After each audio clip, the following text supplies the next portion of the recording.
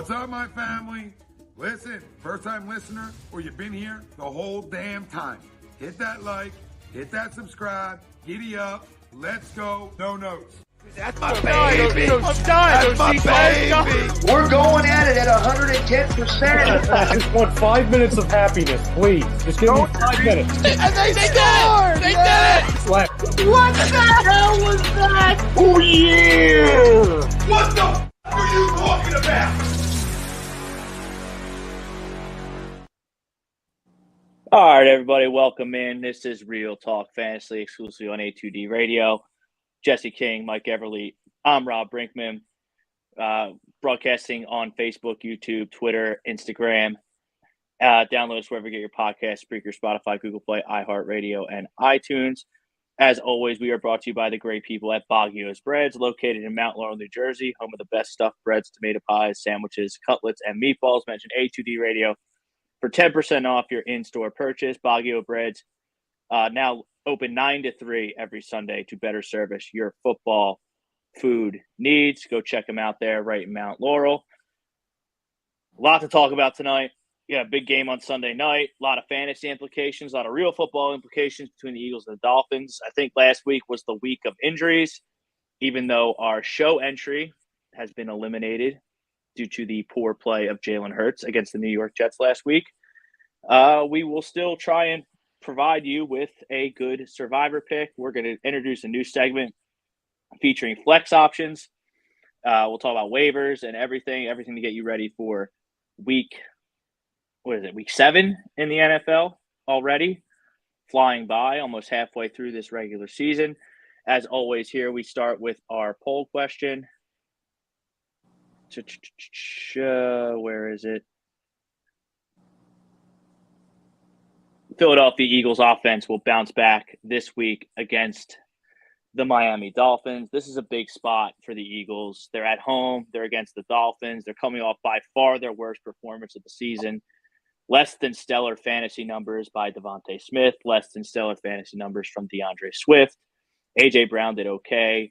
Jalen Hurts with the turnovers, but I think they're going to bounce back. You know, the kind of the rallying cry here in Philadelphia with this offense has been, you know, we're doing this bad. We're bad in the red zone. We're bad at this. We're bad at that. The defense looks bad, but we're 5-0. Well, they're not undefeated anymore. So now they have to look at themselves in the mirror and kind of figure this out. And because you have to score 30 points against the Dolphins. The Dolphins are probably by far the best offense when you look at yards per game. So you're going to have to score points. I suppose they'll bounce back, but we'll see. I saw a lot of holes in this team on the offensive side of the football on Sunday against the Jets. Number one was Lane Johnson going out. It looks like he's going to be okay. I'm not sure if he's going to play this week. Keep up with your Twitter updates because this offense goes with Lane Johnson. If you look at their record over the years with and without Lane Johnson, it's night and day. Jack Driscoll went in there. He tried to play right tackle. He didn't do a very good job. He got blasted, but I don't think long-term this is a panic, but I could definitely see this football team going into a little bit of a funk here in the midseason. They have a lot of hard games against a lot of elite teams still remaining on the schedule.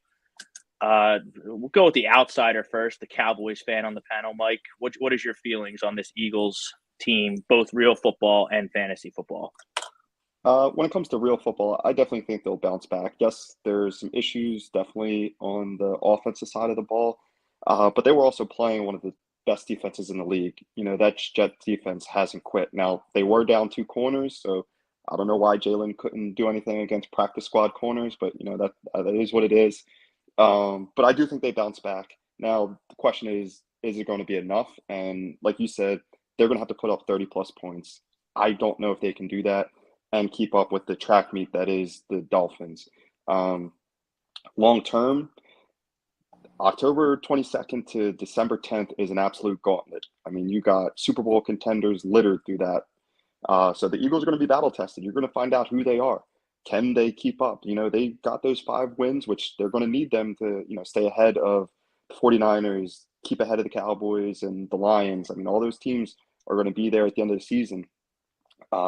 So, yeah, it's going to be a big, tall task for them, and we're going to see if they can do it. Now, Lane Johnson is the engine of that team. Driscoll cannot be out there on the right side. If he is, teams are just going to go after Jalen, and he's going to have to make those split-the-second decisions. And Jalen tends to hold the ball a little bit, which leads to sacks. Now, when it comes to fantasy, I am a little nervous now with Devontae because you saw they brought in Julio Jones. Is that an indictment on that receiving core? Maybe it's more Quez Watkins and the guys behind Smith and A.J. Brown. It's definitely not A.J. Brown. But, Howie saw something which he didn't like, and, bringing somebody in is an indictment on the people that are already in that room. So that means they're expecting Julio to come in and do something, give them something that they aren't getting right now. I think it's going to be interesting these next couple of weeks to see how this Eagles offense evolves and can it get back to its form from last year where they were dominating teams. Jesse? Yeah, they brought Julio in because Quez Watkins injured, Olamide Zaccheaus injured. They're looking for a third wide receiver. So why not? Let's see what Julio has left in the tank. Obviously far from his days of being a number one option, but and he's not on the fantasy radar at all. But in terms of real football, I think it's a fine move. Why not? See what you got in him.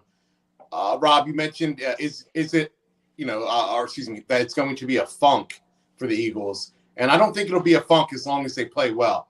When you look at the schedule, like Mike alluded to, this is going to be a hard part of the schedule. You'd be happy to come out of this part of the schedule. 500 would be great, or better. So we are going to see what the Eagles are made of. But we got good injury news so far on Lane Johnson, even if he does end up missing week 7.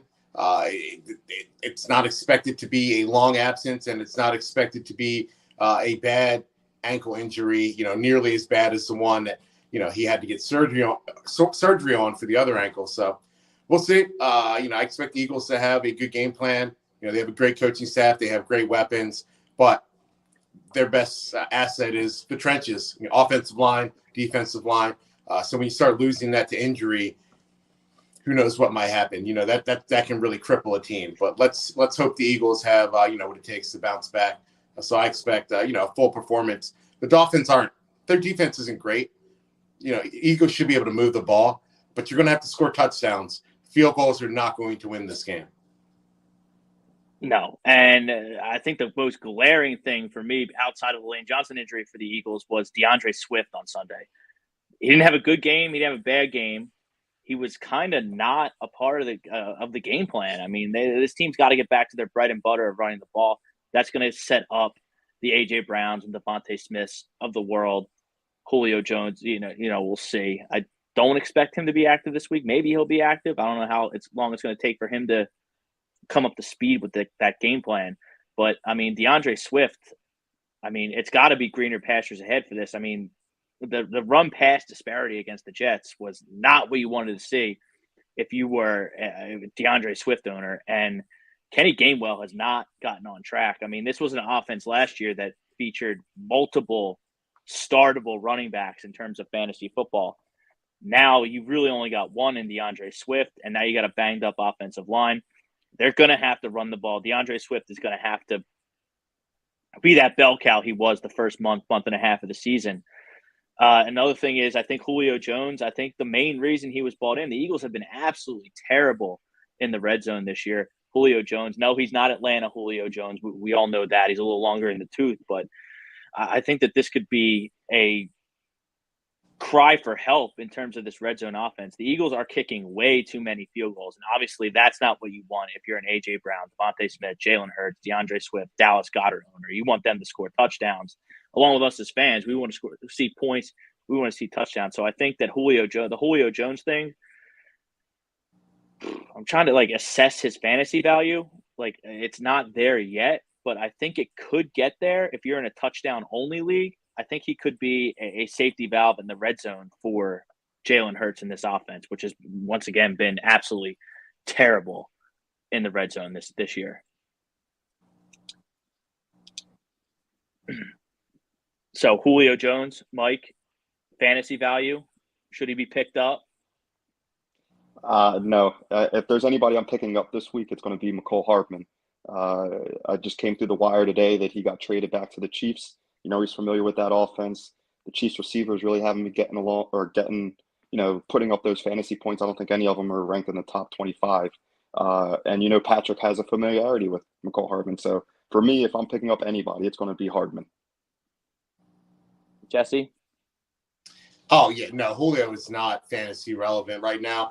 Let's hope he's, real football relevant. It's hard to learn a playbook and get up to speed, quickly in season. These guys don't have that much time, to learn the playbook. So, no, I wouldn't be touching him in real fantasy at all, or in fantasy football, Rob. All right. I think the story in terms of fantasy football in the grand scheme of the NFL was injuries last week. I mean, we had just a bunch of injuries. Trevor Lawrence, Justin Fields, looks like he's going to miss some time with that thumb. Jesse's boy, Anthony Richardson, he's having season-ending surgery.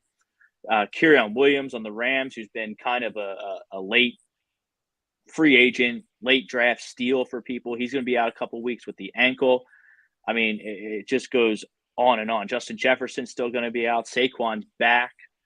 But, I mean, the biggest injury in terms of last week's action from a fantasy perspective? Well, we'll see what Christian McCaffrey's injury ends up being. Don't forget, he got another one. He might miss, at least a game. They're saying it's not supposed to be too bad of an injury. They're not expecting multiple weeks, but if you just want to say the most impactful, McCaffrey is it.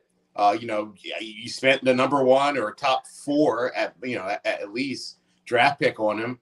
Obviously, your team is rooted around him.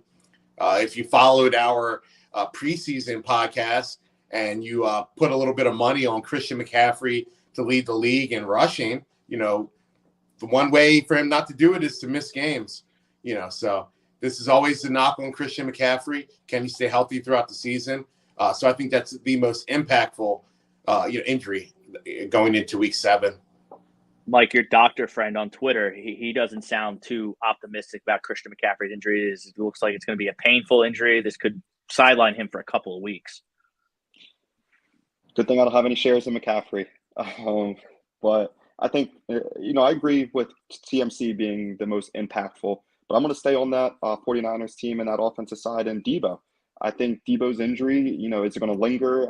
I do think he's day-to-day, but I mean, Debo has a history of being injured. And does that open up potential for guys like Kittle or Ayuk? So, I think Debo right behind CMC is just as impactful because, he's owned in probably every single league that you guys are all in. So, Rob, you've been clamoring for Jahmyr Gibbs to get the ball. David Montgomery going down, for what should be weeks, multiple weeks of absence. Jahmyr Gibbs, is he going to finally get the touches to earn that number 12 overall pick? No, Jahmyr Gibbs, I mean, he's been banged up himself. He's been out the last 2 games. Obviously monitor Twitter and the injury updates, but I mean, if he's the only back, he has to be, right? I mean, even their third string guy, Craig Reynolds, he got hit with a questionable tag as practice is opened up on this Wednesday. So monitor that. So if Jahmyr Gibbs was ever going to pop, it's got to be now. He's the only guy there if he's healthy. The Lions are a really good team. Jameson Williams, he caught a touchdown last week. I mean, he's been explosive. I'm on Ross St. Brown. They have a good line. There's absolutely no reason that Jahmyr Gibbs she should be able to catch fire and start returning some of that draft value on him. One can only hope. I mean, obviously some of the teams that I have that I've, kind of pounded the table for Jahmyr Gibbs, they haven't worked out because of Jahmyr Gibbs. He's been injured and not involved. So if anything, he should be the main beneficiary of one of the main beneficiaries of all these injuries this week. One can only hope. My boy Kyle Pitts, I mean, he's starting to get going a little bit. He had 7 catches for 87 yards 2 weeks ago. He was able to catch a touchdown against the Washington Commanders last week. That Atlanta offense is starting to click a little bit, so that there's some hope for me there. But, I mean, yeah, Jahmyr Gibbs, he should be one of the main beneficiaries of these injuries. David Montgomery, I mean, as far as replacements for some of these guys, I mean, like Jeff Mason, Zach Evans filling in for Kieran Williams and Christian McCaffery, respectively. I mean, can we trust them in starting to replace guys like McCaffrey and Kieran Williams? Obviously, running back is super tough, and it didn't get any easier last week as a ton of fantasy-relevant guys went down. Personally, if there's anybody that I would try and take a flyer on, it's Zach Evans. I'm a big proponent of rookie running backs. I think they're the unknown quantity, and running back I think is probably one of the easier skill positions to come in and do at least okay in. So Zach Williams was a second-round pick or third-round pick by the Rams. I definitely could see him stepping in and giving you maybe 10 points, 12 points, which, I mean, at that point, if you're just picking him up, that's probably the best that you can hope for. Just somebody that can plug in and get you double digits. Other than him, I just don't know if there's anything viable with Mason yet, the 49ers guy. I mean, Elijah Mitchell stays hurt. I think he's on the injury report again. So it might be Mason as the only guy. And you have to watch out, see if Trent Williams is going to be playing this week, because if he's not playing, the 49ers' best offensive lineman, that would definitely impact Mason a great deal. The only breath of fresh air in San Francisco is they have that zone running scheme. Obviously, it's really, really good when Christian McCaffrey's in there. But before Christian McCaffrey got there, they were doing it with a bunch of different guys, a committee. I mean, Wilson was there. He's in Miami now. Mostert was there. He's in Miami now. Mason comes in. They have Elijah Mitchell. They've always had Elijah Mitchell. So that's the one breath of fresh air for the Niners backfield is it's kind of plug and play with that zone running scheme. Obviously, the Trent Williams injury, like you mentioned, that's big. But they do have a cushy matchup against a not very good Vikings team. They should be able to, I think no matter what the injuries are, they should be able to put a game plan together to score some points against a rather stinky Minnesota Vikings team. And I just want to cut in, Jesse, before Jesse, you jump in. That zone running scheme has been there since Kyle's dad at Denver, pulling people off the street and just having them run for 1,000 yards, Reuben Drones, all those guys. So, I mean, it could be possible that Mason does do something. Mike Anderson, he was a Tatum good Bell. one too. Yeah, so that zone running scheme, it's very repeatable for really any running back to step in and do well as long as they follow their blocks and be patient and hit that hole the way the play calling is designed for the hole to be hit. Yeah, and you mentioned the Rams running back, Evans being the top waiver wire option, and I do think he's the best plug and play for 1 week because McVay comes from the same Shanahan coaching tree. So he runs a similar run scheme and has shown in the past to be, that plug and play, as you say, style of running where if you just run the offense, you hit the hole the way you're supposed to. You don't have to have had, a prestigious collegiate career, or be a very high draft pick to excel and to put up big fantasy numbers, So look at Kyron Williams himself, right? Wasn't a very high draft pick, wasn't heavily scouted or touted. So Evans, for 1 week, he should get the opportunity. He's in a good run scheme. The matchup's fine. I think he's, the best waiver wire option for a 1 week plug and play for sure. And he's a guy that's going to come up later on, when we talk about tough flex decisions. But I will take this opportunity to say, I know I keep saying it every week, and I'll continue to say it. You should be filling your bench with high upside, backup running backs, for this very reason. So you don't have to spend all of your fab. You don't have to scrounge the waiver wire for trash. You can get the high upside guys, put them on your bench, and hopefully you can strike gold. I think the number one example of that is Tajay Spears down in Tennessee. I mean, he had a great game in London. They've really taken that bell cow role off Derrick Henry there in Tennessee. Tajay Spears is taking the third down stuff. They were behind. They needed to throw the ball. They had the 2-minute drill in London. Tajay Spears was in the game, not Derrick Henry. And he almost scored and tied the game on a bubble screen on the 3rd and long. He almost took it all the way to the house, 50, 60-yard touchdown. So, I mean, there's your example right there. So, God forbid if anything were to happen to Derrick Henry, That's what Jesse's talking about. The high upside running backs, guys who can play, guys who can scoot, guys who are athletic. I like to look for guys who can also catch the football that fit Jesse's criteria. I mainly play in PPR leagues, but look no further than Tajay Spears. If he's still out there in any of your leagues, you should definitely be grabbing him up. But it's a great point. Let's move on to the waiver wire, and then we'll get into flex options, and then I guess we'll talk about Survivor, even though I'm still pretty butthurt about the Eagles losing to the Jets. But, I mean, Week 7, waiver wire is drying up. Obviously, people were active on the waiver wire with all of these injuries. Mike, your favorite guy you picked up this week that the folks listening can maybe trust, should have it on the back end of their bench? Well, I already mentioned him in Zach Evans. I picked him up in 3 different leagues. I was hurting in running back in a couple of them. So definitely Zach Evans. So I'll give you guys another name since I kind of already mentioned him. Kareem Hunt. Kareem Hunt came out, put up good points depending on your scoring. He put up, I think, 11 points in my one league. Now, I didn't start him. And I know Jerome Ford is there, but Kareem Hunt does have a familiarity with that offense. He knows the scheme that they run, the playbook, because he was there last year. So if you have the opportunity to pick up Kareem Hunt, he might be a long-term, maybe a bench stash. Something happens to Ford, you have the plug and play for Kareem Hunt. And also Kareem Hunt does catch the ball out of the backfield. He is a viable pass catcher. So for those PPR leagues, if you're in a jam, bye weeks are coming up. I know, the Bengals and the Cowboys are on bye this week, and you need somebody to plug in. Kareem Hunt might be the guy to put into that flex spot. Yeah, so I'm just, this is the point of the season where it's kind of tough to give a really general waiver wire, right? Waiver wires dried up.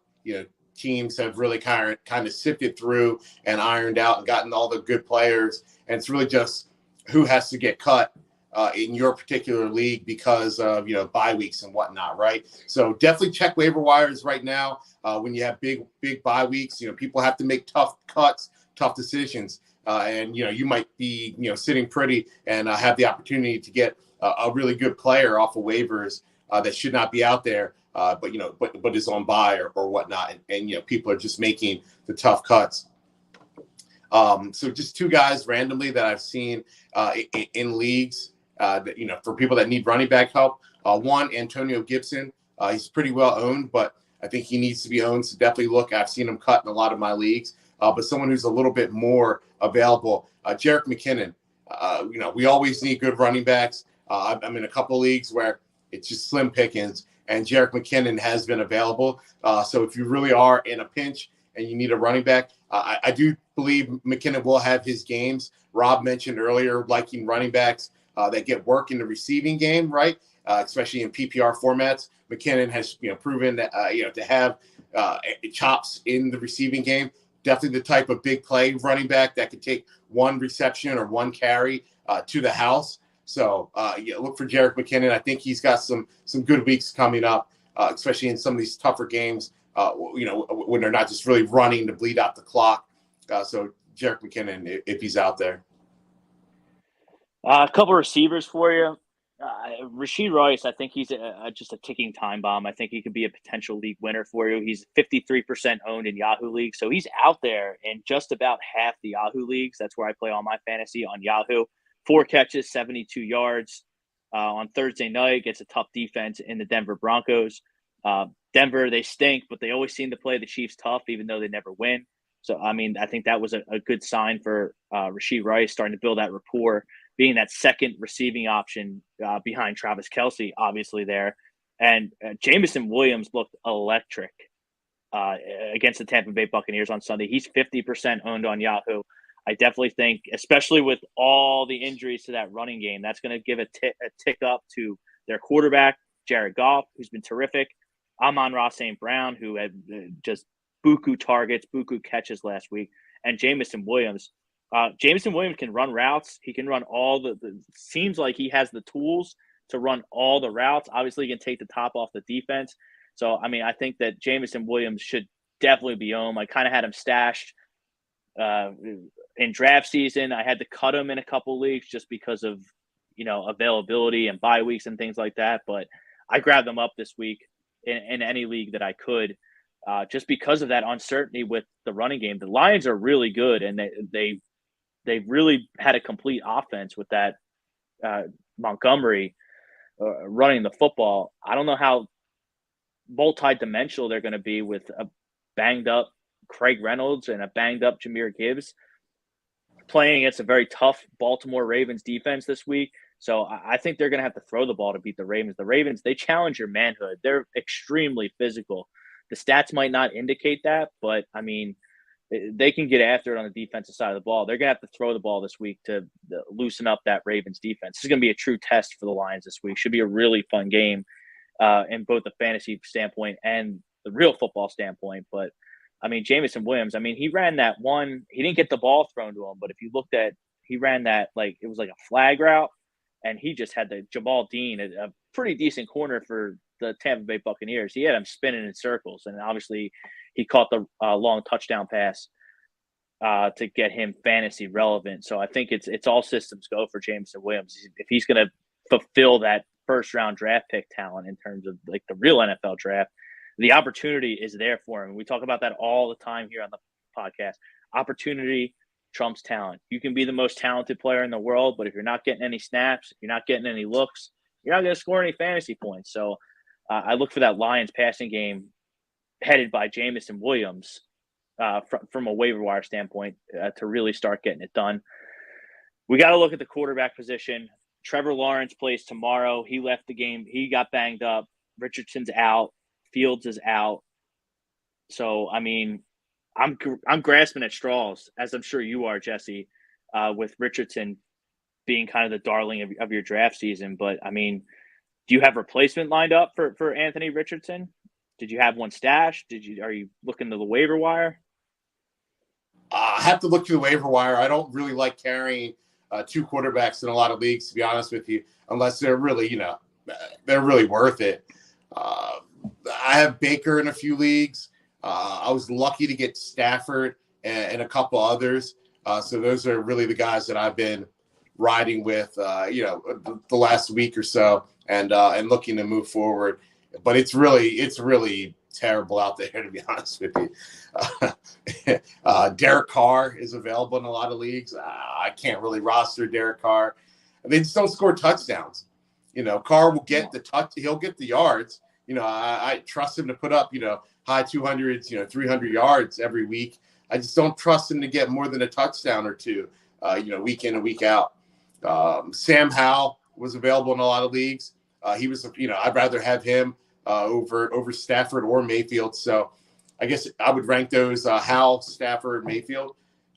Stafford might prove to be better than Howell moving forward now that he's got his full complement of weapons, receiving weapons. But as of right now, I just like Howell and his game and the fact that he's going to have to throw in a lot of games in order to stay in them. So this week I'm in a tough spot. I have Trevor Lawrence in two leagues, and both those leagues, one of them I have Burrow, the other I have Prescott. They're both on buys. And with Trevor Lawrence, I just don't know if he's going to be healthy enough. If he does go, well, what would he give me? So other than the guys that Jesse mentioned, I'd also throw Brock Purdy in there. Without CMC there, they might have to throw the ball a little bit. Purdy, he's done decent this year. He's put up, enough points. I think if you give him like 20 points or something, that might be good enough just to get me through this week. But I think Brock Purdy definitely, without CMC, is somebody you could look at that is potentially viable. I was lucky enough to avoid the quarterback injury bug except for one league. I mean, the trade that I mentioned a couple weeks ago, I was able to acquire Justin Fields. Obviously, he's got the dislocated thumb. I'm rolling with Desmond Ridder in that league. I think he was the best. The Falcons played I know it's dire. I mean, I just don't. I got a couple trade offers in that league. People trying to give me Stafford and guys. Really, I'm really getting offered the quarterbacks that Jesse just mentioned. But I was able to grab Desmond Ridder on waivers. Desmond Ridder played good last week. I mean, the Falcons did not win the game, but they dominated time of possession. They dominated yards. They just didn't win the game. I mean, if they can get Drake London and Kyle Pitts, two freak athletes, I mentioned them as potential league winners on our midseason award show. That's where I'm at. in dire straits. I mean, I think we've all taken turns dogging Desmond Ridder and how good the Falcons could be if they had a competent quarterback. Maybe Desmond Ridder's developing into that. I really don't have a choice unless I'm able to pull off a trade between Thursday and Sunday for, a Matthew Stafford, Sam Howell, of the world. So we're going with where I got Desmond Ridder. I can't really do anything about it. I mean, I'm like Jesse. I only roster one quarterback. I like to load up on those flex, those high upside running backs for bye weeks and potential injuries and whatnot. So, I mean, Desmond Ridder's my guy this week in a league. We'll see. I mean, I have Lamar Jackson. He's probably my most owned quarter. I think I have him in 3 of my 5 leagues, Lamar Jackson. He really hasn't been Lamar Jackson. I mean, it's astonishing to me that in the NFL this year, teams just aren't good in the red zone. I don't know what it is. I don't know if it's blocking. I don't know if defenses are starting to catch up to this offensive, product that the NFL is trying to jam down our throats here. But, I mean, the Ravens, they kick way too many field goals. The Eagles kick way too many field goals. Just teams across the league just kicking way too many field goals. We got to get some touchdowns in there to get these fantasy stats up. But do you guys have any thoughts on that, on team struggles in the red zone? I'd also throw the Cowboys in there. They're kicking too many field goals. And I believe this year it's been like the most unders have hit for Vegas in like forever. And that alludes to the point that people aren't scoring touchdowns. They're moving the ball down the field, but defenses have gotten stingy in the red zone. And, I don't know if refs are calling all those holds that they used to. I think they're kind of letting the guys play, which I prefer to let them play. The offenses have all these rules made to help them score. Let's see what the defense can do when you're not throwing a flag every 5 minutes for a defensive holding or something like that. So, Go ahead. I mean, the last couple of years, we've had like multiple games, the over-under posted total in Vegas being, 50, 53, 54. We have a lot of games in the 30s and low 40s, and that's just not what we want to see in terms of fantasy football. So, I don't know what it is, but some of these teams have to start scoring touchdowns, both for fantasy football and real football. Jesse, do you have any thoughts on the scoring or lack thereof in the red zone? They'll figure it out. It's just, in the next couple of games, they'll tell the refs, start calling more pass interferences, and they will. I think Vegas is just baiting us all in to try and, get as many people as they can to bet unders, and then they're just going to, boom, hit everyone with overs 1 week. Well, the house does always win. Yeah. So, this could definitely be a Vegas trap. Like you said, all right, flex options. Talk to our new. Let's hear from our friends at Royal Billiards, and then we'll get into our newest segment with flex options, because we are in bye week. We're really starting to get into bye weeks here, so let's get a word from our friends at Royal Billiards, and then we'll get into some flex options, some suicide picks, and some final thoughts as we wrap up the pod here for week 7. Royal Billiard and Recreation, proudly celebrating 40 years and our new, bigger showroom. Twice the size and twice the fun. More pool tables by Olhausen. More dartboard sets, including custom reclaimed backboards. More bar and kitchen stools that can change a room. And more bars, including pre-built and custom. Hot tubs, skee ball, shuffleboard, outdoor, and fun. Royal Billiard and Recreation, your ultimate game room store. Now located on Bethlehem Pike in Colmar. Oh, there they are. Royal Billiards, our newest sponsor here on A2D Radio. Your home for pool tables, shuffleboards, bar stools, anything you need to turn any room in your house into the best man cave around. Located in Colmar, PA, 515 Bethlehem Pike, royalbilliards.com. Tell them A2D Radio sent you. So flex options, the flex spot really becomes crucial, having that deep bench when bye weeks hit. The bye weeks this week, I don't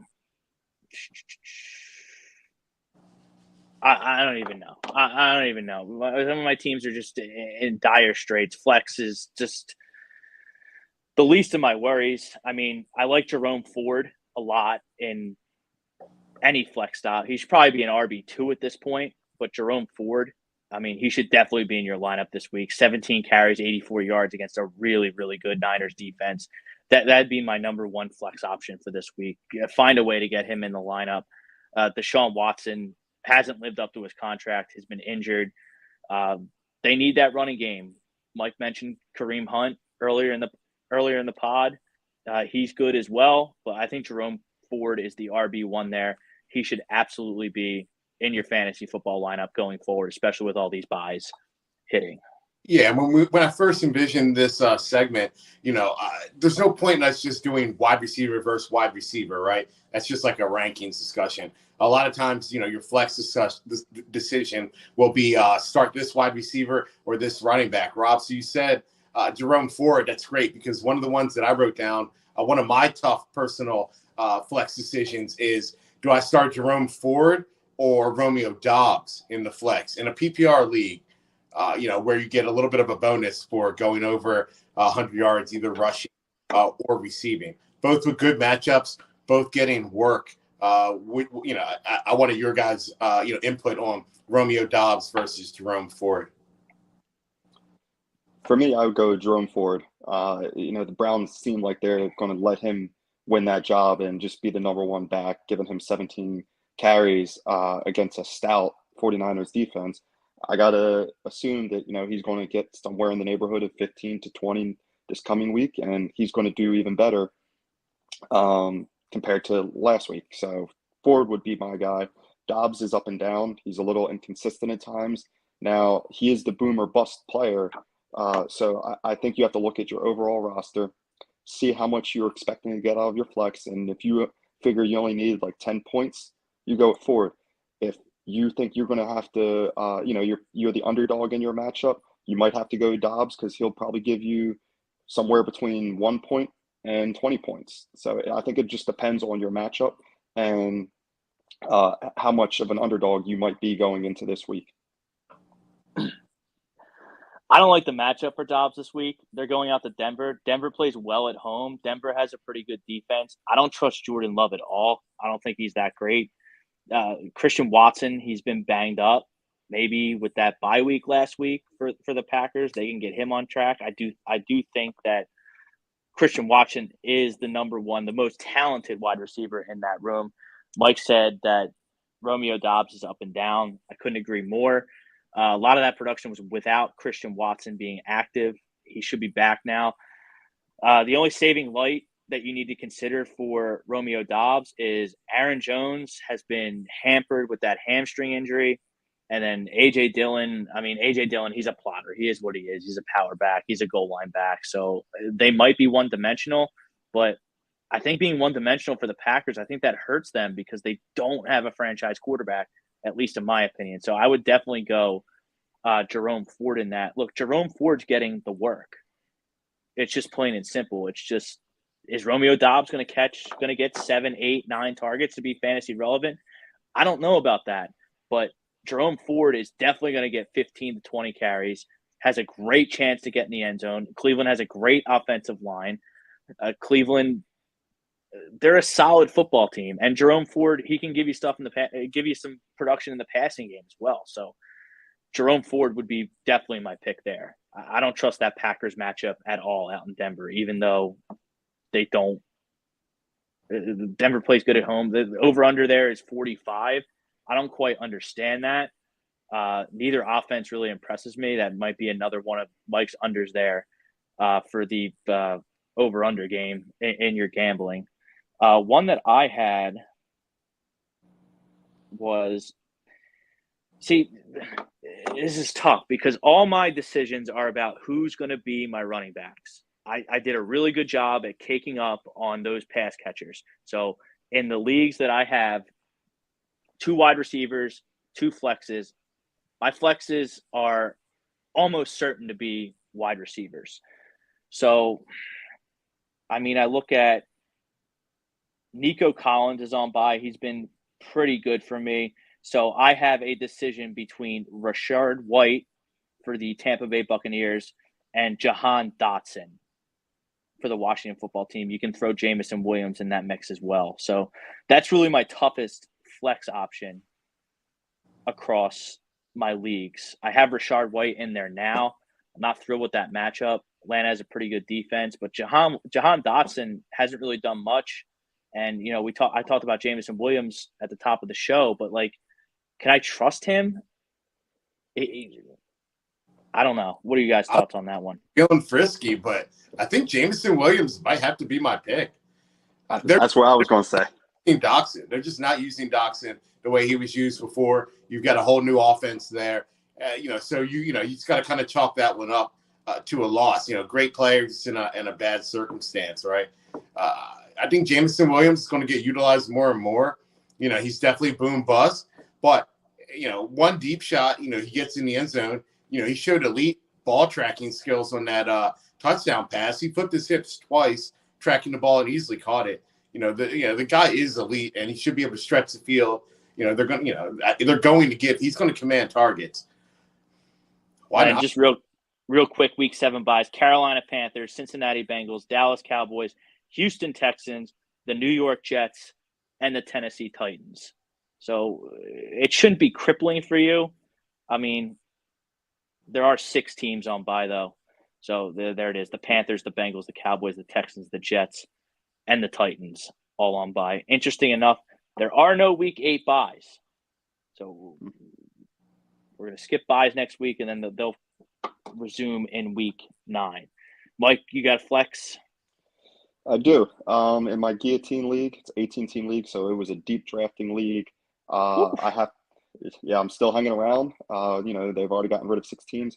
I have Isaiah Pacho versus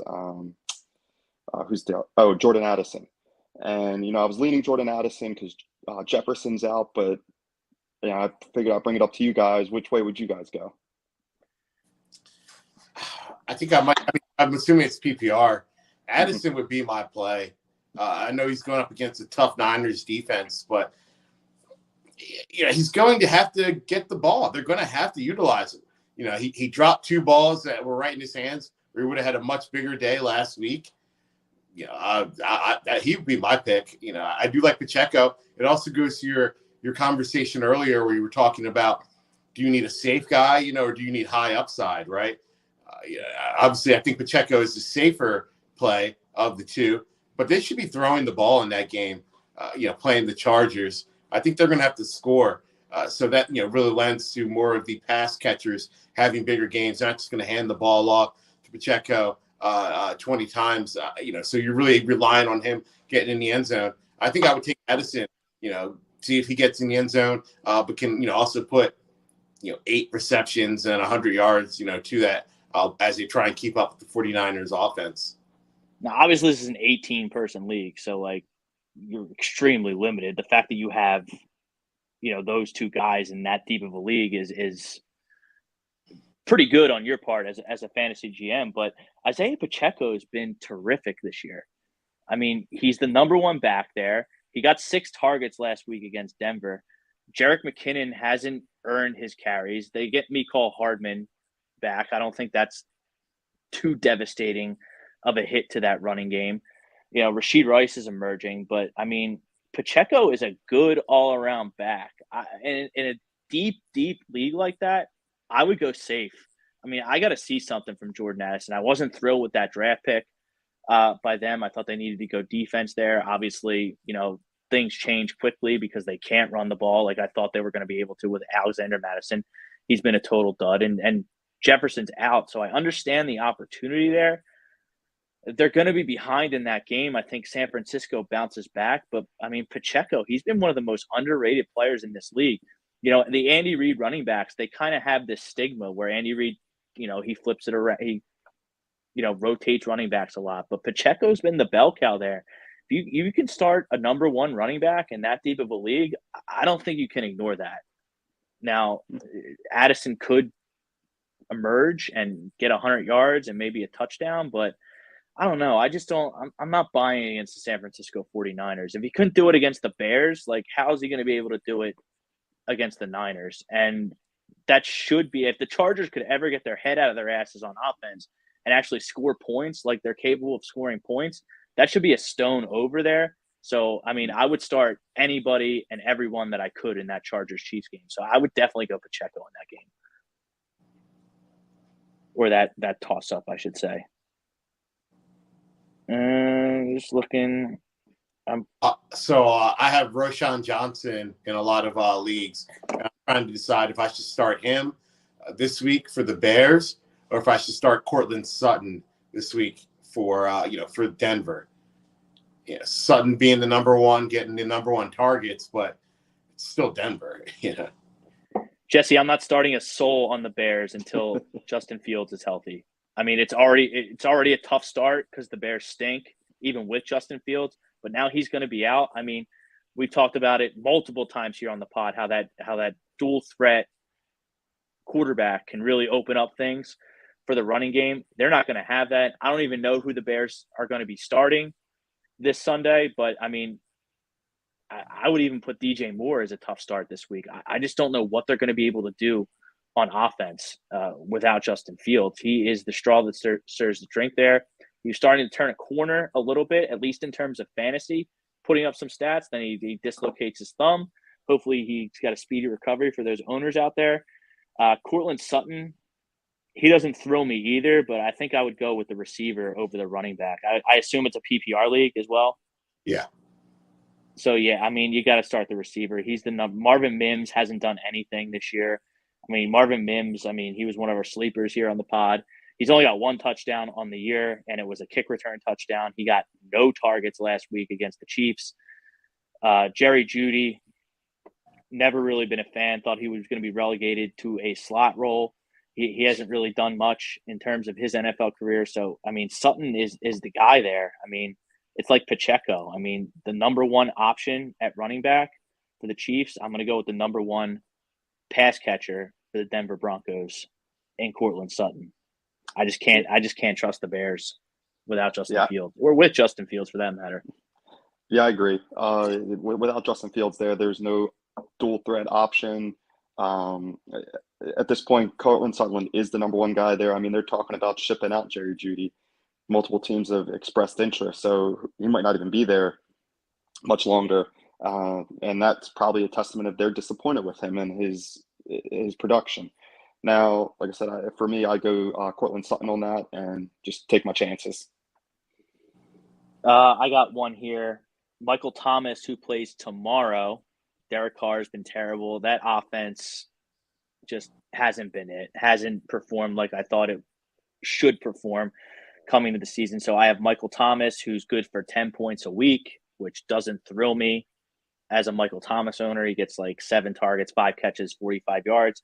I can start KJ Osborne, though.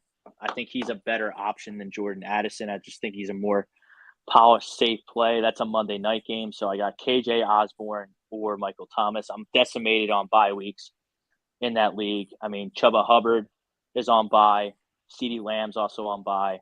And I have both. I have all 3 Dallas receivers on that team. Surprisingly enough, that team is 1-5. It's not very good. So it's now or never for that team. So I really need to make a good decision between Michael Thomas and KJ Osborne. I got to go Michael Thomas. You know, he's the proven vet. The 49ers defense is still the 49ers defense. I can see them potentially trying to shut down, Addison and KJ Osborne. They lost last week. They're going to be after it this week. Greenlaw probably is back this week.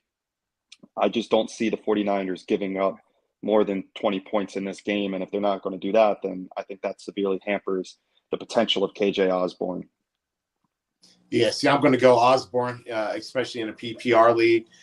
They're going to be chasing. They're going to have to throw the ball, and Kirk Cousins will throw the ball up in the air. He's not going to, to keep the ball in his pocket. He's going to shoot it. He's definitely a gunslinger. So give me KJ Osborne in a shootout. Between the two of them, you already know what you're going to get from Michael Thomas. I'm really shooting for the upside as opposed to just a safe play. So give me the upside of Osborne, and hopefully he gets in the end zone. But he should have more yards and more receptions than Michael Thomas. All right. Last segment of the pod. Survivor, we will still try and provide you. Jesse, you still have a Survivor entry alive. Try and give people some insight into that, people who are still alive. Tough week last week with the Eagles and Niners losing. I'm surprised more people didn't have the Eagles on our draft or on DraftKings. Now, we were kind of hamstrung because we used a lot of good teams to get us alive in week 7. But our Survivor Talk is brought to you by Hats.com.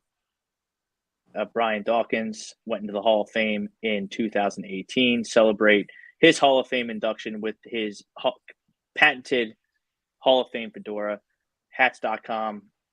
Use the promo code Philly for 15% off. That's hat.com. Catch Brian Dawkins right here exclusively on ATD Radio every other Thursday with Hollis Thomas and Irving Fryer for Doc Talk. So, Jesse, you're the only one with an entry alive. Mike, I'm not sure if you do. I do not. Do not. So, Jesse, what are your thoughts? You're kind of the czar of this segment moving forward, having a $10 entry still alive. All right, peasants, listen up. I got an entry alive. So, let's hopefully we can see this to the end. But I went with Seattle Seahawks. Really just a play against the Cardinals. It's a tough week. I went with a lot of the same picks that we went with on our show Survivor team. Even if it wasn't the same week, burned a lot of the same teams. So Seattle's still alive for me. I don't love a tough division game. We do know the Cardinals have been playing hard, but they've been losing.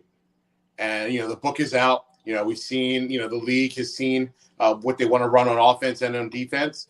So, I'm hoping that Seattle can put a game plan together and just win a week for me. And I don't really love Seattle, so I don't really foresee too many weeks coming up where I would really, really, really want to use Seattle.